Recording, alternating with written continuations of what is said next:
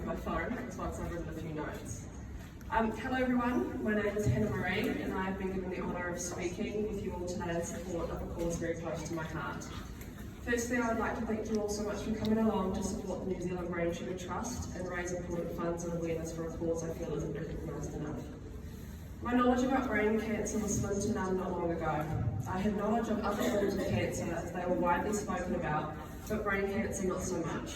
That quickly changed for me late last year. Boxing Day 2018 began as a normal day for us. My husband and I woke up with our children and began the big clean-up for Christmas things. The tree came down, new toys were put away, while the children played with the presents they received from Santa. Around 9 AM I went to the gym, and at that same time, back at my parents' house, my mum was heading out for her morning walk, as she did each and every day. I came home at around 10:30 AM, which is when I received a phone call I'll never forget. It was my dad. "Hi love, are you home? And is Tom with you?" he said. "Yes, why, what's going on?" "I'm in an ambulance with Mum. We think she's had a stroke while out for her walk." I remember my heart sinking to the pit of my stomach at the thought of my mother having a stroke. Little did I know what was in store for us. Mum was very quickly seen by a doctor and sent for a CT scan. It was not long after I knew something was very wrong. My sister rang me and said her and her husband were on their way to pick me up and take me to Mum and Dad's house, where my uncle had bad news to tell us both together. I couldn't wait. There was no way I could wait for bad news when I knew it was coming. I rang my dad and pleaded him to tell me what was going on. It was then Dad said those words, "Mum has a brain tumour." The phone fell out of my hands as I dropped to my knees sobbing. I couldn't breathe, I couldn't stand, I couldn't think. It was then 10 days later Mum underwent a 4-hour craniotomy to remove her brain tumour.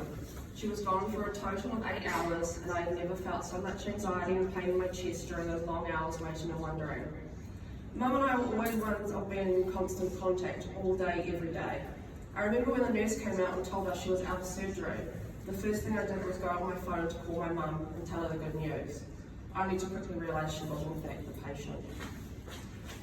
Mum recovered well, and after a week or so she was discharged from hospital, and now we began our 2-week wait for the results of the biopsy to reveal what type of tumour Mum had. Glioblastoma multiforme. Stage 4 brain cancer. We can treat it with chemotherapy and radiation, but this cancer cannot be cured. You have about 12 months left to live. In 1 month, this was how much our lives had changed. Christmas Day was a normal family Christmas, and Mum had shown no signs leading up to this diagnosis that anything was wrong. I didn't know where to turn at this point. There was no support I knew of, no information to search, and no stories that I had been told, which made me turn to social media. I decided to use my own personal Instagram platform to share our story as my own personal diary of events, as well as in the hopes that I could educate people and potentially help others in the same situation that I was in. In the time since Mum's surgery, a lot has changed. Mum can no longer drive, she struggles a lot with her speech, she can no longer read or write, she has moments of dizziness, weakness and exhaustion. She also now suffers seizures, which at times can leave her paralysed for a good few hours. A brain tumour is a silent, fast-acting, life-changing and at times deadly disease that does not get the recognition and funding it needs to help cure more people. Could you imagine someone you love, someone you know so well, slowly disappear in front of you and you have no way of controlling it? Because that is my reality. Mum has had brain surgery, numerous hospital stays, daily chemo, 2 rounds of radiation, countless MRI and CT scans, daily medication and weekly blood tests. Just this last week, it was discovered that Mum now has a new growth, suspected to be another cancerous tumour, this being her 3rd growth. So her journey is far from over. My family and I have a long road ahead of us, and one in which we know has no happy ending. But one good thing I can bring out of all of this is our story, and the hopes to raise awareness about brain tumours and how much they impact not only the patient, but the patient's family and friends' lives too. My mum is a warrior, a woman so strong, so brave, so beautiful, someone that doesn't deserve this. We're just over 10 months into Mum's 12-month prognosis. Her grace and strength, both physically and mentally, through such a difficult journey is something we can all admire and something that I'm so very proud of her for. I've had to come to terms with the cold, harsh reality that as of today, a cure for my mum's illness cannot be found.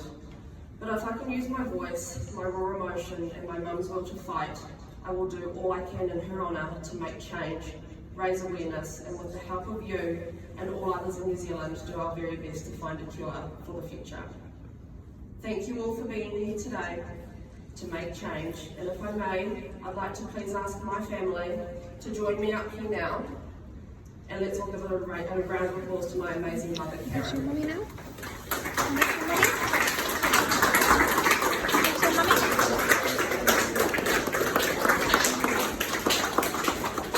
Your mum.